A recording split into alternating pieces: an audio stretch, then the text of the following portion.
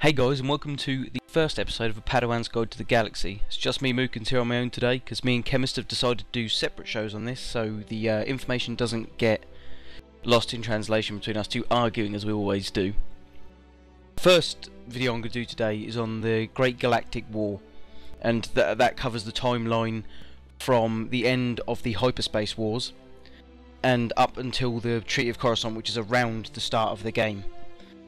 Future shows will cover Revan and Malik and all these other things that people have been requesting. This one's just to lay down the base of what led up to the game, the date the game starts in.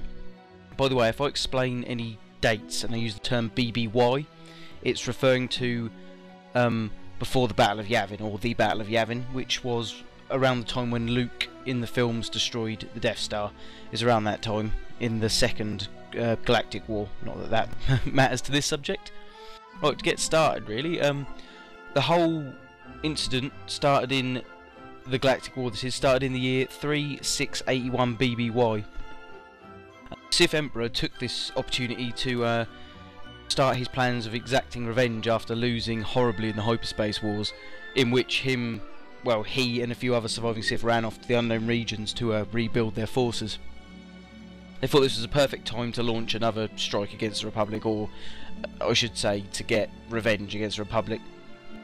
This was first started when he sent out a new invasion armada. So the Republic went and sent a small escort team to go investigate what the actual armada was. So they met in the place called the Ting Alarm. The Emperor used this as an opportunity to spread fear throughout the whole of the Republic by using the signals and transmissions from the scout ships to send back into the rest of the Republic to obviously show the size of the force he had, and that's sent obviously fear-mongering and such through the Republic. He then, after doing this and using this opportunity, decided to go and completely destroy the convoy, because he's an evil bastard like that. The Republic responded to all of this happening by using their fleet to go and intercept the Sith Empire.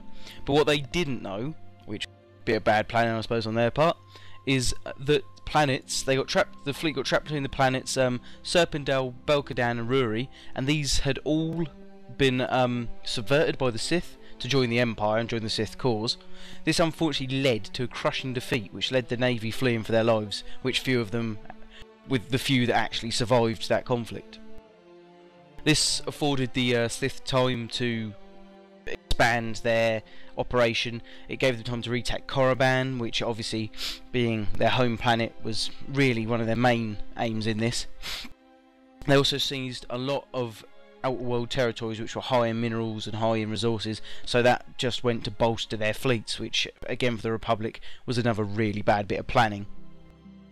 They went on to lead, or the Empire went on to lead, a successful campaign over the next few years, with battles ranging from planets like Ilum, Dathomir and Manaan. Manaan being very noteworthy purely because it stayed neutral throughout the fight, yet the Sith still decided to destroy all of the cities on the planet's surface, which kind of sums up what arseholes they really are. That is why Chemist likes being Sith, because he's an arsehole. And you can ask him, he'll admit to that. Sith, feeling confident after obviously this chain of victories were going on, they thought, we'll press even further on. So they planned their next jump, and they took a medium-sized fleet over to Bothui, which is the home planet of Bothans, the small little foxy dog people. You'll know if you play SWG, they're amazing. They believed that the Republic was on the retreat after all the defeats they had suffered, but they've ended up, to their disappointment and eventual defeat, found out that the Republic actually had a rather large force bolstered on the planet. This cost the Empire their first major defeat, which really was their first setback in the whole campaign. The Emperor then, obviously wanting revenge again because he's that kind of bloke, decided to send a larger fleet to engage the Republic. This was still met with strong resistance, but eventually the Republic lost the day again. The Sith killed the Republic forces down to the last man, but this cost the the Empire incredibly heavily of their own troops, ships and things like that. Sith, noticing this tack was not working, now the Republic could obviously fight back, they changed their take on how they were going to use tactics and things, and they decided to try and get one of the most powerful fighting forces in the universe, which was the Mandalorians, and still is the Mandalorians, to turn against the Republic. They'd done this by infiltrating the Mandalorian culture to succeed in the venture. They did this by creating an unstoppable warrior, which some of you may already know the name to, which is to claim the title of Mandalore. That having not been claimed for hundreds, if not thousands of years. It's the head of the Mandalorian race. It's an exceptional warrior because their society defines who they are, or their structure, purely through violence and fighting. It's down to martial status, basically. Who, like Boba Fett in the later novels and books, becomes Mandalore, and he is their best warrior at the time, thus making where they get the title from.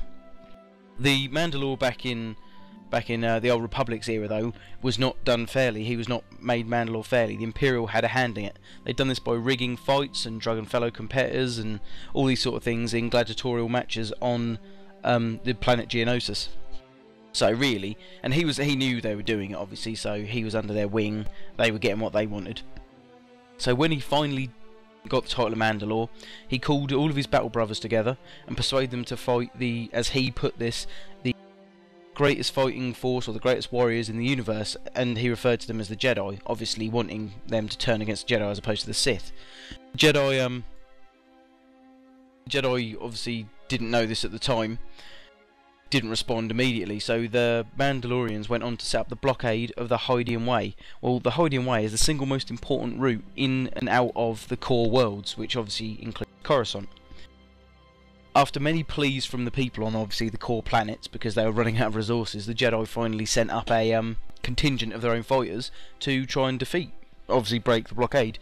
This ended up getting them kicked in the testicles quite severely and killing hundreds and hundreds of Jedi, so they didn't do a very good job there. As the resources ran out, Coruscant descended into chaos, and it ended up rioting. So there was one famous smuggler who is actually on one of the timeline videos on the TOR website, called Hilo Viz, who went on to form the Smuggler Alliance, which finally broke the back of the blockade, which helped the Republic no end as far as like their moral, support from their citizens and things like that went. It was great. But the trouble is, the Jedi and the Council on Coruscant realised that even after the blockade was done, they probably weren't going to win the war in the long run. It's going to be a stalemate. So the Sith, again, changing tack again, they were quite fluid in this battle as opposed to the Republic with their rigid structure. They reverted to more aggressive tactics, the Sith, and they arranged peace talks on the planet Alderaan, which knows is where Leia is born, I believe. I could be wrong on that, but I think that's where she was born. It gets blown up anyway. The Republic obviously couldn't refuse this because they viewed the war as unwinnable. So while the talks were being carried out, the Sith, or the Emperor, planned for an elite army to go and infiltrate and invade Coruscant, which you can see in one of the trailers off the TOR website again. Leading to the massive disarray it caused, the Jedi Temple got destroyed and they held Coruscant, well, the sacking of Coruscant, they held Coruscant hostage, which forced the Republic to sign, obviously named, Treaty of Coruscant, which leads on nicely to what Chemist is going to be talking about, because his next lore video will be on the Treaty of Coruscant. Well, I hope, guys, this has been alright. If there's any more information you want to know, or there's any points I've missed or I've ballsed up hideously, which I probably have, feel free to let me know and I'll try and explain and help and talk to you as much as possible. Like I say, comment and rate and like this video, and feel free to drop us comments at OrbitGuild.com, and we'll have more in-depth, more in detail, longer lore videos as we progress. Thank you for listening. I've been Mook, and I'll speak to you guys again soon.